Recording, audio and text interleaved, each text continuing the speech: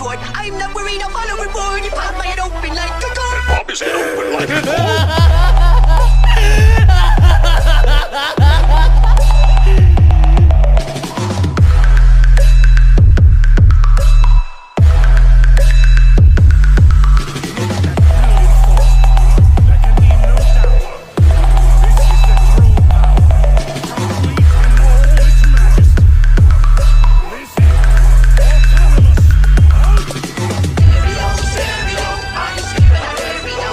इस एपिसोड की स्टार्टिंग में हम देखते हैं कोको को, जो अपनी अल्ट्रा इंस्टेंट ट्रांसफॉर्मेशन के अंदर था। उसके चेहरे पर एक हल्की स्माइल थी और बैकग्राउंड को देखकर हम ये समझ सकते हैं कि वो इस पॉइंट पर स्पेस के एटमॉस्फेयर में है, मतलब कि वो स्पेस वैक्यूम में है। और फिर हम देखते हैं ब्रॉली को।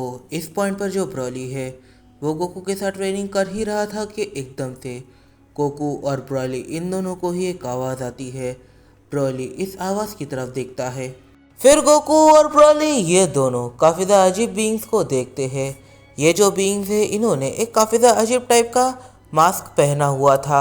इनकी जो ओवरऑल फिजिक है वो कुछ ऐसी थी, 2 हाथ 2 पैर 1 सर और 2 ही आंखें, एक मास्क पहना हुआ था।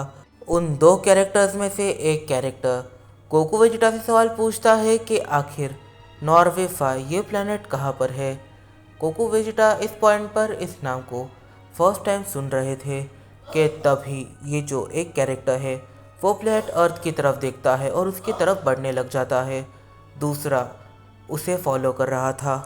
ब्रॉली इन दोनों के ही सामने आ जाता है और एकदम से सवाल पूछता है कि आखिर तुम हो कौन? तुमने जिस प्लैनेट का नाम लिया हम उस प्लैनेट के बारे में नहीं जानते, पर जो प्लैनेट पर तुम जा रहे हो वो प्लैनेट अर्थ है। तुमने जो प्लैनेट कहा वो नहीं। इसमें से एक कैंडिडेट अब ब्रॉली से बात करने लग जाता है। वो बताता है कि वो एक अलग ही टाइप की स्पीशीज से आता है और वो इस मल्टीवर्स से ही बिलोंग नहीं करता। वो असल में इस मल्टीवर्स में आया है ताकि वो गोल्ड को अपने साथ ले जा सके, क्योंकि उनका प्लैनेट बिना गोल्ड के डिस्ट्रॉय हो जाएगा। उनके एटमॉस्फेयर में एक बीमारी फैल चुकी है जिसका क्योर गोल्ड से होता है, पर अब उनके पास गोल्ड है ही नहीं। और यहाँ पर जो एक प्लैनेट उन्हें इन्फॉर्मेशन मिली है उसके अंदर काफ़ी सारा गोल्ड है और वो प्लैनेट अर्थ है। गोकू इन सारी चीज़ों के लिए मान जाता है क्योंकि वो गोल्ड की इम्पोर्टेंस समझता नहीं प्लैनेट अर्थ के लोगों के लिए। और वो इस पॉइंट पर कहता है हो सके तो मैं तुम्हारी हेल्प इसमें ज़रूर करूँगा।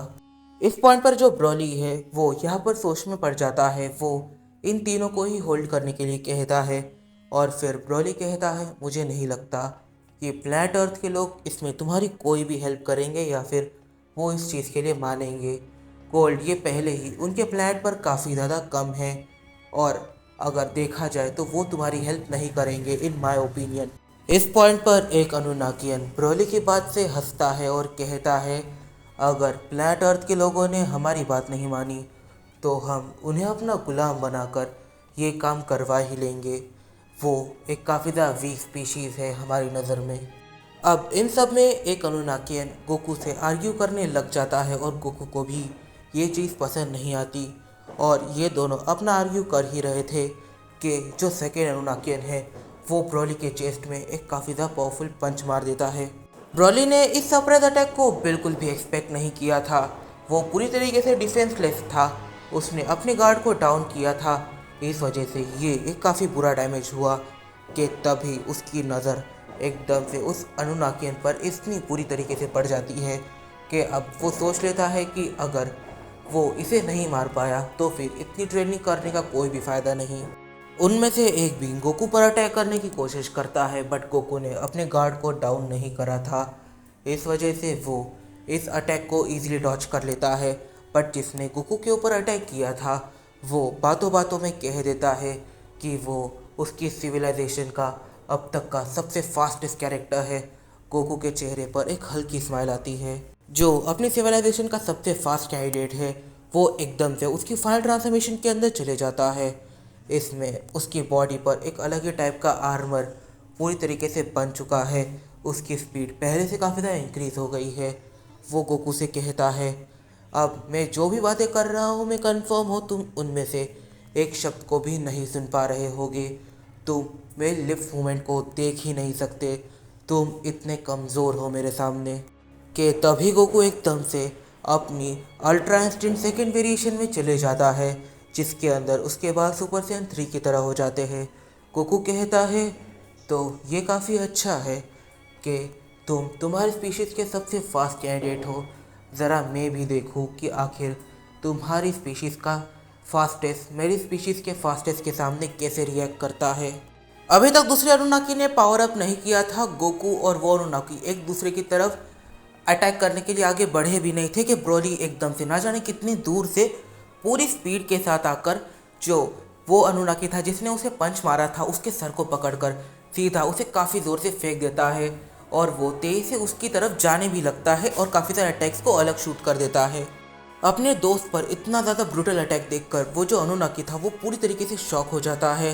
वो ब्रोली पर अटैक करने के लिए आगे बढ़ता है, बट जब ब्रोली उसकी तरफ देखता है तब वो अपनी जगह से हिल भी नहीं पाता और ब्रोली उसे इग्नोर करके अपने ट्रू ओपोनेंट की तरफ चलने लगता है।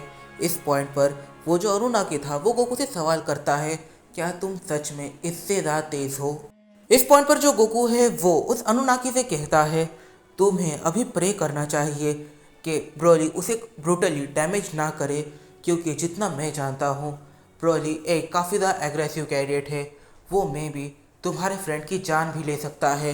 बट वो जो अनुनाकी है वो कहता है, नहीं, तुम्हारा दोस्त मेरे दोस्त का बाल भी बांका नहीं कर पाएगा। गोकू को लगता है कि जो होना है होने दो। वो भी गोकू पर काफ़ी सारे अटैक करने में कामयाब हो जाता है, पर गोकू टाइम रहते सारे अटैक्स को डॉच कर लेता है उसकी अल्ट्रा इंस्टेंट की वजह से।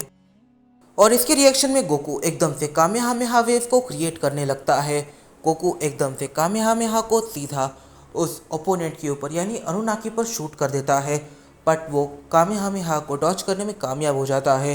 फिर गोकू उस कामेहामेहा को फिर एक बार अपनी तरफ बुलाने लगता है। इस पॉइंट पर जो गोकू है वो पूरी तरीके से होल्ड बैक कर रहा था और कहीं ना कहीं सामने वाला बंदा गोकू की इस ट्रांसफॉर्मेशन से स्लाइटली ओवर पावर्ड था, तो गोकू डिसीजन लेता है कि वो अपनी फायर ट्रांसफॉर्मेशन का अब यूज़ करेगा। उसे लगा था कि वो ट्रेनिंग के दौरान ब्रोली के खिलाफ इस ट्रांसफॉर्मेशन का यूज़ करेगा, बट एक इंटेंस बैटल के अंदर इस ट्रांसफॉर्मेशन का यूज़ करना ये काफ़ी अच्छा ऑप्शन हो सकता है। पर यहाँ पर एक प्रॉब्लम थी। गोकू इस कैंडिडेट को देख रहा था तब उसे रियलाइज़ होता है कि ये बैटल फील्ड के बारे में ज़्यादा नॉलेज नहीं रखता। मतलब कि अगर गोकू यहाँ पर पावर अप करेगा तो मे बी ये पावर अप रिचुअल के टाइम पर ही गोकू पर अटैक कर सकता है और ये काफ़ी बार ड्रॉबैक बनेगा। अगर ऐसा हुआ तो गोकू सबसे पहले इसे कैसे भी करके डैमेज करने के बारे में सोचता है और फिर गोकू एकदम से कामेहामेहा वेव्स को क्रिएट करने लगता है। इस पॉइंट पे गोकू क्लियरली जानता है कि अगर ये अटैक उसे लग जाता है तो वो उसे काफ़ी टाइम तक रोक देगी और इस कामेहामेहा को वो डॉच नहीं कर पाता। और फिर गोकू एकदम से पावर अप स्टार्ट करता है। उसका पावर अप ये काफ़ी ज़्यादा ब्रूटल था, पहले के टाइम से भी काफ़ी ज़्यादा।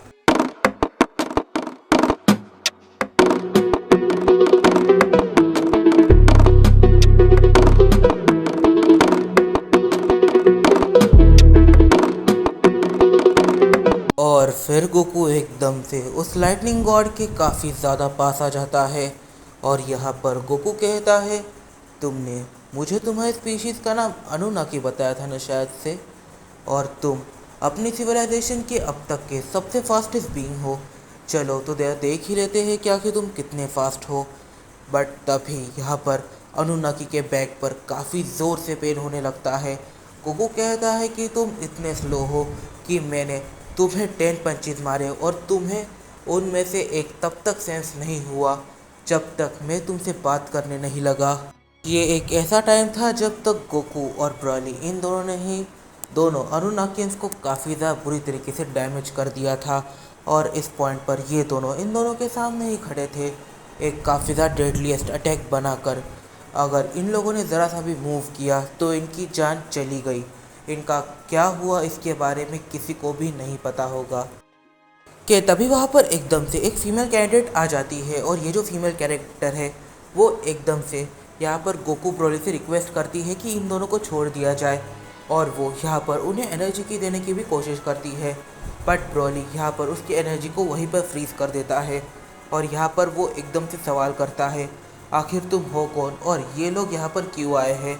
और तभी गोकू की नज़र जाती है कि इस कैरेक्टर के पास टेल भी है।